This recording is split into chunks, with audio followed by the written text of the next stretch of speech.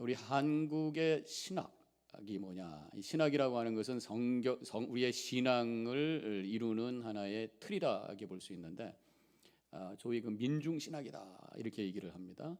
이 민중신학이라고 하는 건 사실은 교회에서 별로 관계가 많지 않고 학계라든가 운동권하고 연결이 되면서 하나님을 해방자 하나님, 그래서 가난한 사람들과 핍박당하는 사람들을 풀어주시는 하나님을 고백하는 그런 신학이라고 할 수 있겠고요. 사실 한국적 신학이 그거보다는 제 생각에는 이 번영의 신학이 더 맞지 않겠는가, 축복의 신앙이 맞지 않겠는가, 그런 생각을 해보게 돼요. 왜냐하면 우리가 한국의 어떤 역사 속에서 60년대, 70년대 그 가난했을 때에 근대화가 되면서 정말 잘 살아보자, 뭐 새마을 운동이 있었고, 그러면서 또 가난했기 때문에 하나님을 향해서 축복을 주시는, 우리를 잘 살게 하시는 하나님으로 정말 고백하고 기도하면서 믿음 생활했던 것이 사실입니다. 그래서 하나님께서 한국교회를 축복해 주셨어요. 교회도 크게 만들어 주시고 대형 교회가 많고 성도들도 많이 생기고, 또 많은 사람들이 이 사회, 한국 사회의 리더가 되고 또 큰 복을 받고 그렇게 됐어요. 그런데 축복을 받았는데 깊은 영성은 좀 부족했던 것 같습니다. 그러다 보니까 세상에 영향력을 주는 성도들과 교회가 되지 못하고, 한동안은 한국에 어떤 비리가 터졌다 그러면 이상하게 크리스천들이 연결되어 있는 경우들이 많았던 것을 보면서 많은 그런 회개도 하고 어떤 자성도 하는 소리도 많이 있었던 것을 기억을 하게 돼요. 오늘 본문에서도 이런 번영의 신학, 축복의 신앙을 가진 사람들의 모습이 나옵니다. 예수님께 지금 다가오고 있는 사람들을 보게 되는데, 그들은 바로 예수님을 향해서 복을 구하고 있어요. 그래서 예수님이 16절, 26절에서 그들을 향해서 이렇게 말씀하고 계십니다. 내가 진실로 진실로 너에게 이르노니 너희가 나를 찾는 것은 표적을 본 까닭이 아니요 떡을 먹고 배부른 까닭이로다. 그렇게 말씀하고 있어요. 이게 무슨 말씀이? 너희들이 지금 나에게 찾아오고 있는데, 나를 향해서 나가오고 있는데, 내가 행한 그 표적을 보고 내가 어떤 사람이냐라고 하는 것을 찾고 구하는 것이 아니라, 내가 너희들에게 빵을 줬더니만 또 그것을 구하면서 지금 나한테 나오고 있는 것이 아니냐, 그런 말씀을 하고 계시는 것이. 그러면서 그런 것에 대해서 불편한 마음을 표현하고 있는 것이 바로 26절에서 느껴지는 그 느낌입니다. 예수님을 찾아갈 때에, 예수님을 향해 나갈 때에 이런 물질을 위해서, 소유를 위해서 예수님을 찾는다면 예수님을 행여나 우상으로 섬기는 것은 아닌가, 이런 생각을 해보게 돼요. 우상을 섬긴다고 하는 의미가 뭡니까? 자신을 위해서, 무엇인가 원하는 것을 위해서 믿음 생활한다면 그것이 일종의 우상과 같은 모습이라고 할 수가 있어요. 성경에 보면은 구약에 이 우상을 만들지 말라 이런 말씀이 나오죠. 출애굽기 20장 4절에 너를 위하여 새긴 우상을 만들지 말고, 이런 말씀이 나오고요. 신명기 5장 8절에 너는 자기를 위하여 새긴 우상을 만들지 말고, 또 이런 말씀이 나오는데, 이 두 구절의 공통점을 보면은 자기를 위하여, 너를 위하여, 즉 나를 위하여 어떤 종교를 찾고 신앙을 찾는다면 그것은 우상이다라고 하는 말씀을 이 구절에서 볼 수가 있는 것이에요. 하나님을 섬기면서도 우리가 만약에 나를 위해서만 하나님을 섬기는 자세를 갖는다면 그 또한 우상을 섬기는 모습이 아닐까 하는 생각을 해보게 됩니다. 이런 신앙은 하나님의 뜻에 대한 질문이 없어요. 내 목적만 있는 것이에요. 사랑과 공동체, 다른 사람의 유익, 다른 사람을 섬기는 그런 차원이 없어요. 내 유익만 있을 뿐이죠. 이렇다면 바로 이것이 우상을 섬기는 것과 마찬가지라는 것입니다. 오늘 본문에서도 예수님을 찾았던 사람들이 예수님 자신에 대한 관심이 아니라 예수님이 주신, 또 예수님이 주실 것에 대해서만 관심을 갖고 있는 거예요. 예수님은 그것에 대해서 아니다 말씀하고 있습니다. 마틴 부버의 책에 나와 너라는 책이 있습니다. 거기에 관계에 대한 두 가지 차원에 대해서 얘기하고 있어요. 우리가 관계를 맺고 있는데 나와 너의 관계를 맺고 있고, 또 한 가지는 나와 그것의 관계를 맺을 수도 있다. 나와 너의 관계를 맺는 것은 인격적인 관계, 서로가 통하고 서로가 영향을 받는 서로 거기서 사랑이 이루어지는 그러한 관계고, 나와 너의 관계가 아니라 나와 그것의 관계로 우리가 다른 사람을 관계하고 있다면 그것은 일방적인 비인격적인 나를 위해서 그 사람을 이용하는 그런 관계다, 이렇게 설명을 하죠. 하나님과의 관계도 마찬가지. 하나님을 당신으로 우리가 고백하면서 주님과 만나는 것은 인격적인 신앙을 갖는 거란 말이에요. 하나님 자체를 찾는 것이고 그분과 교제하고 교통하는 것이, 그래서 거기서 영성이라고 하는 것이 생깁니다.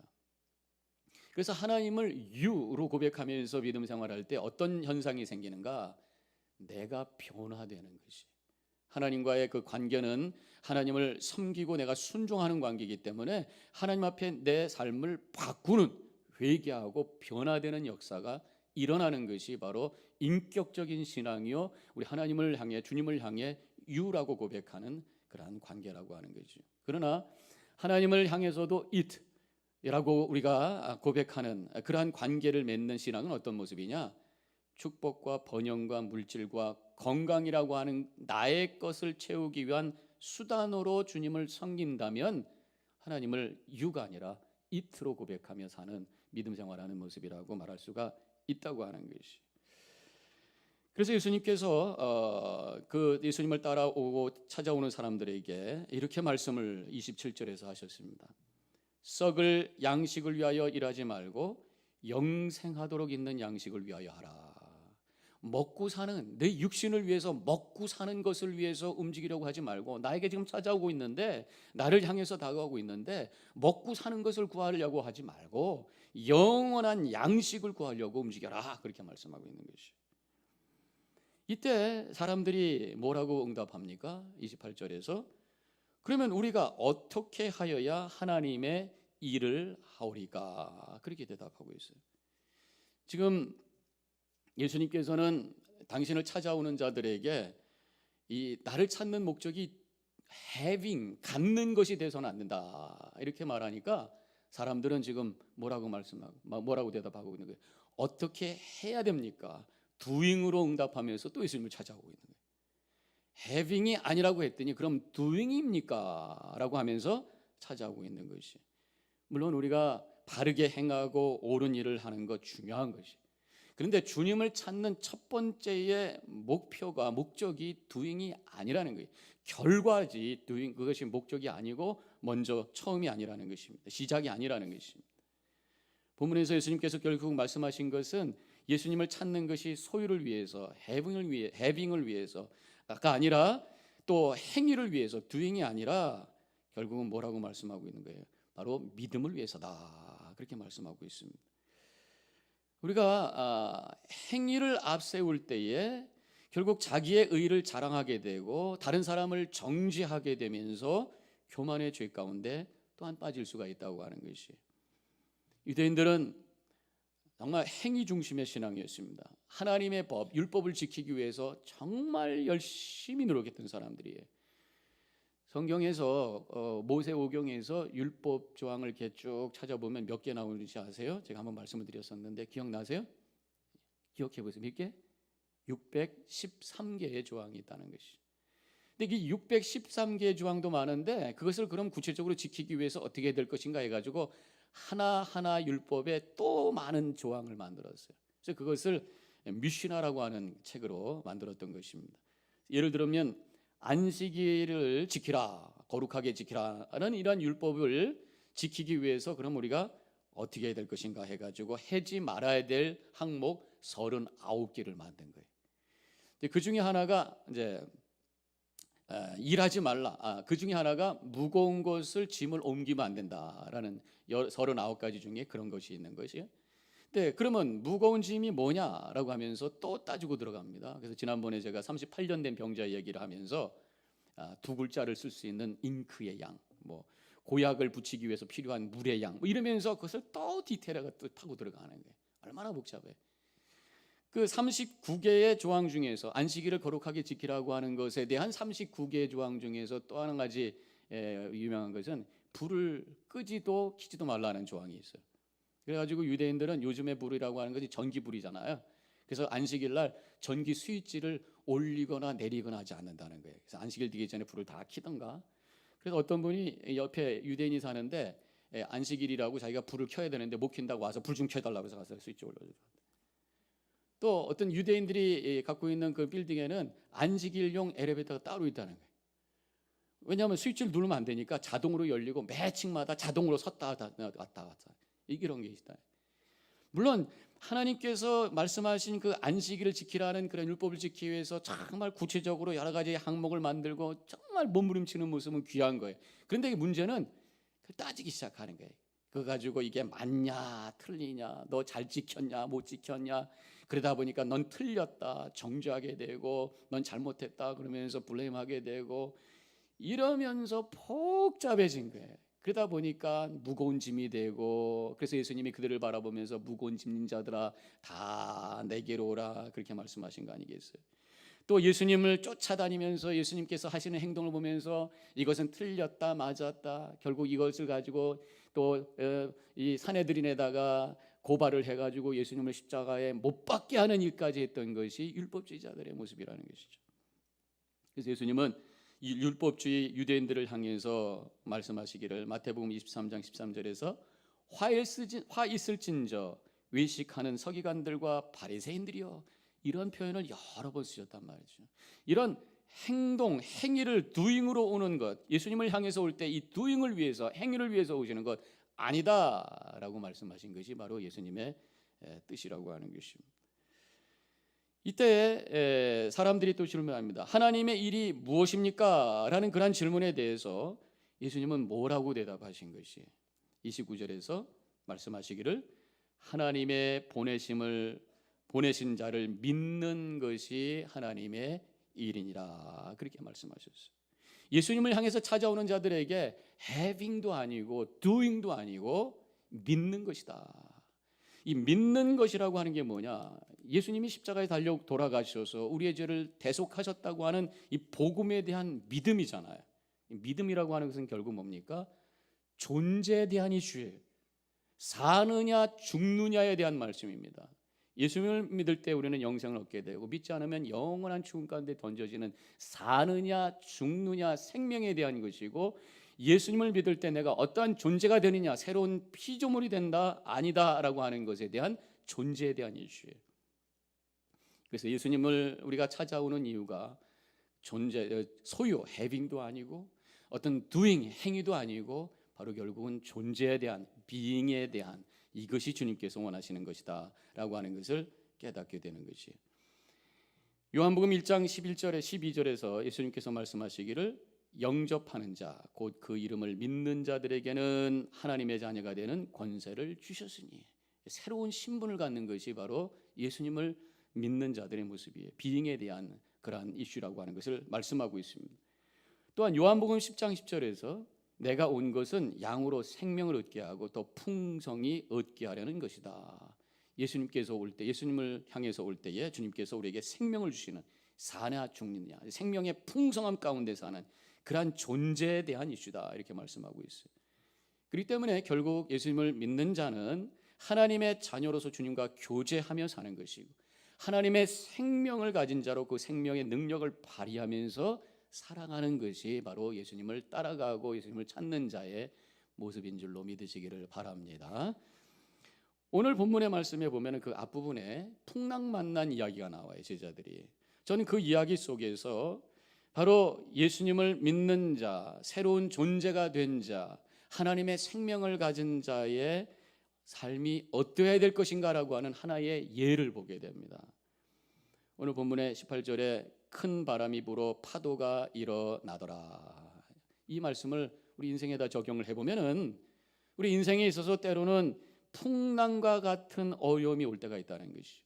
이때 예수 믿는 자가, 새로운 존재가 된 사람이, 하나님의 생명을 가진 자가 어떻게 살아야 될 것인가 라고 하는 것을 오늘 말씀을 통해서 우리가 생각해 볼 수가 있어요. 첫 번째로는 주님이 나를 보고 계시다고 하는 것을 믿어야 돼요. 같은 이야기가 마가복음 6장에도 나옵니다. 마가복음 6장 48절에 이런 말씀이 있어요.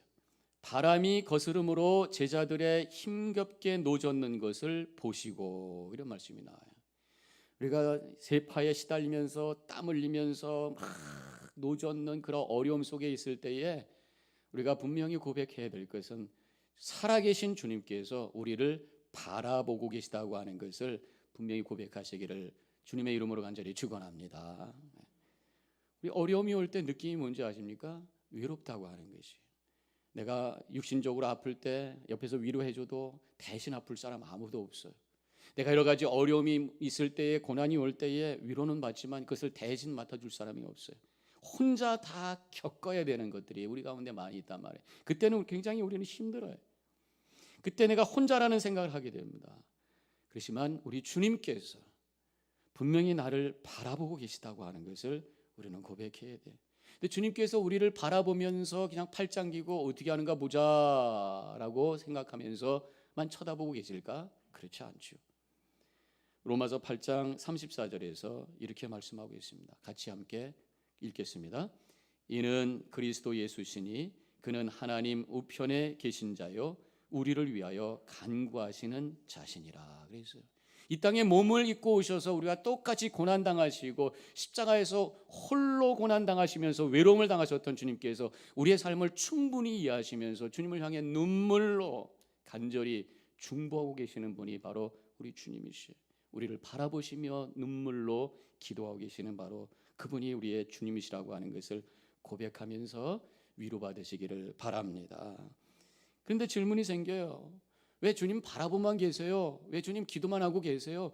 오셔서 내 문제를 좀 해결해 주시고 오셔서 내 삶에 좀 간섭해 주셔야죠. 그런 생각이 우리가 들 때가 있습니다. 왜 빨리 오시지 않으세요? 그런 마음이 들 때가 있어요. 오늘 본문의 19절에 보면은 이렇게 쓰여져 있습니다. 제자들이 노를 저어 10여리쯤 가다가 10여리 4km가 넘는 2, 3마일이 되는 그 길을 열심히 바람이 부는데 그것을 거슬러서 가느라고 애를 쓰고 왔다는 거예요.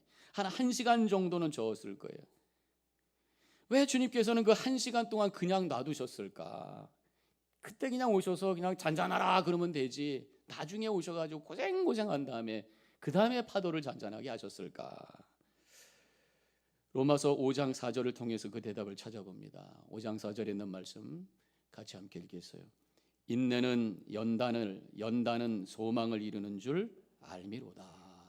주님께서는 우리에게 인내를 갖게 하시고 연단을 갖게 하시면서 그래서 주님을 향해 눈을 뜨게 하시고 주님을 찾게 하시고 주님으로 인하여 소망을 갖게 하시는 것이 주님의 뜻이라고 하는 것이. 어떤 때는 우리 삶 속에 너무 이것이 어려움이 지속되면서 하나님이 나를 버리셨나 하는 생각이 들 때도 있어요. 하나님 정말 살아계십니까? 뭐하고 계십니까? 하는 그런 안타까운 마음으로 주님을 바라볼 때가 있습니다. 그런 순간을 어떤 분이 이렇게 거룩한 유기 Holy Abandonment라고 이렇게 정의를 했어요. 바로 예수님께서 십자가에서 엘리 엘리 라마 사박다니 하나님 왜 나를 버리시나이까 고백하는 그 순간이 거룩한 유기, 거룩한 버려지심의 순간이라고 하는. 하나님께서는 때로는 우리 믿는 자들에게 거룩한 유기의 경험을 하게 하신다는 것이에요. 그런데 거기에는 목적이 있더라 그런 얘기죠. 예수님께서 버려지신 것 같은 그런 상황은 결국 하나님의 구원의 역사를 이루기 위한 과정이었다고 하는 것을 우리는 고백하지 않을 수가 없습니다. 예수님께서 버림당하심으로 말미암아 수억의 생명을 찾는 하나님의 구원의 역사가 일어났고 예수님이 버림당하셨지만 결국은 3일 만에 부활하셔서 영광스러운 자리에 올라가시게 됐단 말이죠. 그래서 우리도 때로는 버려진 것 같은 상황 속에 처할 때도 있지만 묵묵히 하나님께서 분명히 더 큰 뜻으로 나에게 이러한 시간을 주셨다고 하는 것을 우리가 기다리면서 믿으면서 인내하면서 소망하면서 나아갈 때에 결국 하나님께서 우리의 영혼을 정금같이 귀한 존재로 새롭게 빚으시게 되는 줄로 믿으시기를 바랍니다. 많은 사람들이 그러한 고난을 통해서 성숙해지잖아요. 이런 새로운 정금과 같은 존재가 되었을 때에 하나님께서는 우리의 삶을 더 크게 사용하셔서 영광 받으시는 줄로 믿으시기를 바랍니다. 그래서 이사야 30장 18절에 있는 말씀이 우리의 고백이 되고 주님의 음성이 되셔야 되겠습니다. 다 같이 함께 이 말씀을 믿음의 고백으로 읽도록 하겠습니다. 여호와께서 기다리시나니 이는 너희에게 은혜를 베푸시려 하심이요 일어나시리니 이는 너희를 긍휼히 여기시려 하심이라. 대저 여호와는 공의의 하나님이시라. 무릇 그를 기다리는 자는 복이 있도다. 인내하시며 기다리시며 주님께 영광 돌리는 우리 성도님들 되시기를 주님의 이름으로 간절히 축원합니다. 또 한 가지 오늘 말씀을 통해서 그 풍랑 이야기를 통해서 우리가 깨닫게 되는 것은 주님은 바라보시기만 하는 분이 아니라 결국은 다가오시는 분, 내 곁에 오신 분이라고 하는 것을 믿으라는 거예요. 주님의 생명을 가진 자로 주님과 인격적인 신앙의 교제 속에 사는 사람은 그러한 믿음의 고백 속에 살아가는 것이. 19절의 본문의 말씀에 이런 말씀이 쓰여져 있어요. 예수께서 바다 위로 걸어 배에 가까이 오심을 보고 그랬습니다. 지금 지쳐서 포기하려고 할 때에, 좌절하려고 할 때에 예수님은 오셨다고 하는 거예요. 우리는 지금 당장 주님 오십시오 하는데 주님은 내가 원하는 시간에 오시지 않는 것 같아요. 주님은 결국 오십니다. 우리가 분명히 믿어야 될 것은 주님은 나의 삶 속에 오셔서 우리의 삶을 해결해 주시고 간섭해 주시는데 나의 타이밍과 주님의 타이밍이 맞지 않을 뿐이라고 하는 것이. 어떤 사람이 물에 빠졌어요. 그래서 살려주세요 할 때 바로 뛰어드는 게 위험하다고 그러죠. 잘못하면은 빠진 사람도 죽지만 건지러 간 사람도 같이 죽을 수가 있는 거예요. 그래서 지혜로운 사람은 그 사람이 허반 죽게 될 때까지 기다렸다가 그 다음에 가서 끄집어내고 인공호흡에서 살린다는 것이. 때로는 우리 하나님이 그렇게 하시는 것이 아닌가 그런 생각을 해보게 돼요. 우리 삶의 문제 속에서 내가 하려고 몸부림칠 때 주님께서는 관망하고 계시는 거예요. 그러나 내가 완전히 하나님을 향해 항복할 때에, 내가 완전히 주님 앞에 내 것을 비울 때에, 내려놓을 때에 주님께서 그때를 기다리시고 그때 오셔서 역사하시고 우리의 삶을 새롭게 해주시는 줄로 믿으시기를 바랍니다. 결국 믿음이라고 하는 것은 이렇게 하나님께 항복하는 것이고, 믿음이라고 하는 것은 하나님께 소망하는 것이, 끝까지 소망하는, 하나님께서 결국은 오시고 하나님께서 결국은 나의 삶을 회복시킬 수 있다고 하는 것을 의심하는 것 하지 않냐고 끝까지 믿고 기다리는, 이것이 바로 내 안에 하나님의 생명을 가진 자의 믿음의 고백이라고 하는 것입니다. 네덜란드의 코리 텐붐이라고 하는 분이 있습니다. 여러분들도 들었던 분일 텐데요. 이분은 유대인을 숨겨뒀다고 해서 나중에 온 가족이 나치 수용소에 잡혀갔던 분이에요. 그래서 온 가족들이 다 죽었어요. 이분만 살아가지고, 그가 나중에 원래 크리스천이었습니다. 그래서 나중에 간증하면서 용서에 대한 말씀을 많이 했던 그런 분인데, 이분이 늙은 랍비에 대한 얘기를 하셨어요. 사람들이 지금 수용소에서 막 죽어가고 있습니다. 가스실로 막 갑니다. 병들어 죽습니다. 너무 비참해요. 그렇지만 그분은 계속해서 사람들에게 선포합니다. 포기하지 마십시오. 하나님의 구원을 믿으시오. 하나님께서 분명히 오실 겁니다. 그리고 우리를 자유케 하실 것입니다. 기다리십시다. 계속 소망의 메시지를 선포합니다. 그리고 그가 노래를 합니다. 그 노래의 가사는 이러한 가사였다고 해요. 밤은 지나가리 새벽은 다시 오리 메시아는 오시리 곧 오시리. 소망을 가지십시다. 기다리십시다. 그럼에도 불구하고 자꾸만 사람들은 가스실로 갑니다. 사람들은 자꾸만 죽어갑니다. 그래서 기다리던 사람들이 분노합니다. 랍비를 향해서 화를 내고 저주하기 시작해요. 그렇지만 그 랍비는 계속해서 그 노래를 부릅니다. 소망을 선포합니다. 결국 2차 대전이 종식이 됩니다. 그렇게 사람들이 미워하고 화내고 저주했던 랍비를 향해 와 달려들어서 사람들이 서로 끌어안고 환호하는 그런 모습을 이 코리된 분이 보셨다고 하는 거예요. 하나님을 믿는 자는 결국 때가 되면 하나님께서 회복하신다고 하는 것을 믿으면서 끝까지 기다릴 수 있는 그 능력의 소유자인 줄로 믿으시기를 바랍니다. 예수님은 성경에서 분명히 약속하셨어요. 요한복음 14장 18절에서 이 약속의 말씀을 우리의 믿음의 고백으로 함께 읽도록 하겠습니다. 읽겠습니다. 내가 너희를 고아와 같이 버려두지 아니하고 너희에게로 오리라. 결국은 오리라. 이것이 개인적인 삶에도 주님께서 오셔서 우리의 삶을 간섭하시고 회복시킬 것에 대한 말씀이고, 역사적으로 이 말씀을 다시 예수님께서 재림하셔서 이 역사를 회복하실 것에 대한 말씀을 우리에게 주신 것이 바로 이 말씀이죠. 오늘 본문의 말씀에서 20절에 예수님께서 제자들에게 오셨어요. 그리고 말씀하십니다. 내니 두려워 말라 말씀하십니다. 결국 때가 되면 주님께서 오셔서 우리와 함께 하시며 우리에게 평강을 허락해 주심을 믿으시기를 바랍니다. 이것이 바로 새로운 존재가 된 자의 믿음이라고 하는 것이죠.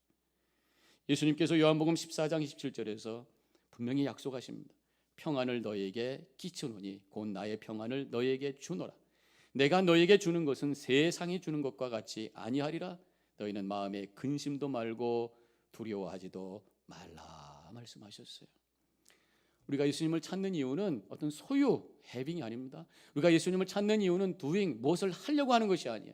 우리가 예수님을 찾는 이유는 being, 새로운 존재가 되는 그것을 위해서 우리는 예수님을 찾아야 될 줄로 믿습니다. 하나님의 자녀가 되고 하나님의 생명을 가진 자로 여러 가지 삶에 도전이 있고 어려움이 있더라도 흔들리지 아니하고 주님과 교제하면서 주님을 바라보면서 주님을 기다리면서 이겨내면서 승리의 계가로 하나님께 영광 돌리는 그런 삶을 살아나가는 우리 모든 성도님과 또 제가 되기를 주님의 이름으로 간절히 축원합니다. 기도하겠습니다.